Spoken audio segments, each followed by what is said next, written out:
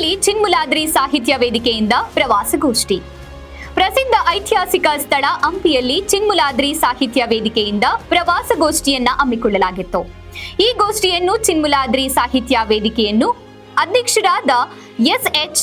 ಶಫೀವುಲ್ಲಾ ಉದ್ಘಾಟಿಸಿದರು.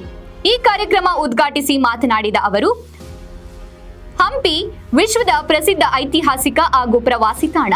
ಇಂತಹ ವಿಶೇಷ ಸ್ಥಳದಲ್ಲಿ ಪ್ರವಾಸಗೋಷ್ಠಿ ಏರ್ಪಡಿಸಿ ಹಲವು ವಿಷಯಗಳನ್ನ ಮಂಡಿಸುವುದರಿಂದ ಕರ್ನಾಟಕದ ಇತಿಹಾಸ ಹಾಗೂ ಸಾಹಿತ್ಯದ ವಿಚಾರವಾಗಿ ಒಂದಿಷ್ಟು ವಿಷಯಗಳು ಅರಿವು ಉಂಟಾಗಲಿದೆ.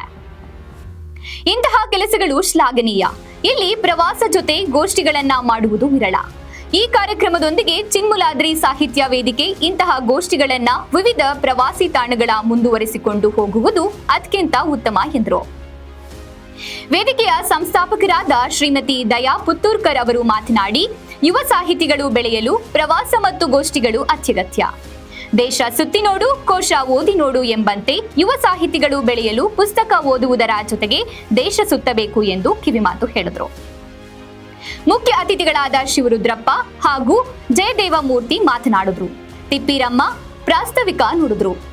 ಯುವ ಕವಯತ್ರಿ ನಾಗರತ್ನಮ್ಮ ಅಮ್ಮನನ್ನು ಕುರಿತು ತಾನು ಬರೆದ ಸ್ವರಚಿತ ಕವನವನ್ನ ತಾನೇ ರಾಗ ಸಂಯೋಜಿಸಿ ಆಡಿದ್ರು.